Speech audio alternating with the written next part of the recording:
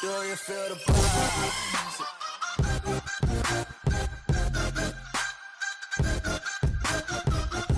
Speaking of the final archetype that we have not mentioned yet, what can we expect there? So the Shaolin monk, it's one of our most technical character in terms of playstyle and skills so far. It's an assassin character, he's fighting with a staff, and he has a specific mechanic where after each attack, he can actually maintain the end of the move as a chi stance. And from here, he can either continue his normal chain or mix up into specific moves like kicks, takedown moves, or more powerful unblockable attack. So he's really always trying to bait you to do the wrong thing. Like, oh, I'm gonna attack you, and no, I'm gonna cancel and do something else. Or, oh no, I'm gonna do a specific chain or combo. It's a really strong character. What excites you most about the future of For Honor? Do you see a future where someday we have a For Honor 2, or are you going to keep supporting this game as long as you possibly can? I think the last year demonstrate that we're here to stay, and we're going to support that game and continue to improve it, add new content, making it even better, and we're here for the long run. That's fantastic. I mean, Ubisoft does a fantastic job with Siege, all these games with their post-launch content. What have you learned in the process? What have been some of the biggest lessons supporting For Honor in a post-launch capacity? There has been a ton of lessons, but one of the main lessons that we learned the hard way is how to actually work with the community. And it's not just, oh yeah, so we're gonna do that, and we let you see what we're doing when we're ready to do it. No, it doesn't work like that anymore.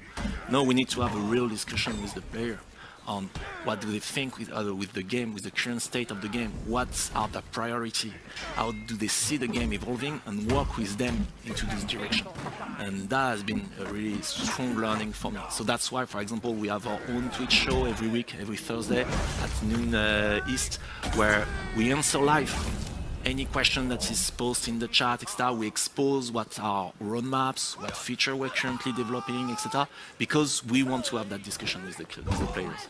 All right, that is fantastic. Thank you so much for giving us a little bit of this breakthrough gameplay right now, checking out this Castle Siege, this disgusting execution, wonderful. Of the Tiandi character. And so what are the, in terms of the roster, how many characters are we up to now, and what are some of your favorite additions? So since launch, we've added 4 new seasons. So in the first 3 seasons, we've added 2 new characters every time. So we've added the first season, the Centurion, the Shinobi. Second season, a Gladiator, and an Islander with a massive claymore.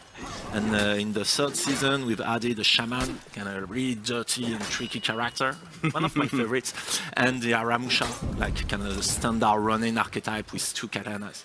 And then earlier this year, along with the release of the dedicated server, we've started to revamp and improve some of our vanilla characters, because through post-launch and working on new DLC character, we really improved the way we're creating fighters and the play style of those characters. And so now we're bringing all the other characters up to par with the new characters. And then every week we have new content, new execution, new outfits, new effects, new emotes. And you've also had a very large balance pass that you kind of publicized recently. Yes. How has the balance process been thus far? Do you feel like you're finally in a state that is very competitive? Yes. So basically, starting this year in February, we stopped releasing new characters for a while, and we focus in revamping and improving our balance. Basically, our balancing work in For Honor, of course, at first there's a work of game design where we look at data, and we have all those different data tracking tools where we see win-loss ratio based on the ranking of the players, etc. But also we have a very active community of really top players, and we do workshops with them. We fly them to Montreal. They get to play new characters, play their balancing stuff, and then we have a Discord channel with them, where any designer on the team can ask them questions and exchange with those guys. Oh, what happened if I had 100 milliseconds in your mind in that character, and have this type of discussion. And then when we actually make changes on our side, we can push them directly private version where they can test those changes and directly gives us feedback. So this is where For Honor is now, but let's talk about where it's going to be in the future. There's a new mode coming out called Breach, which I think is core to just the medieval fantasy of sieging a castle. So talk me through what Breach is. Breach, really, it's the attacking and defending castle fantasy. It's, you have one team of attackers that needs to move their army inside the castle and kill the lord of the castle, and one team of defenders that is trying to prevent you from destroying their gate. So they will try to destroy your battering ram. They will use their archers. They will use boiling oil. They will use ballistas to try to stop the attacking team and destroy their battering ram.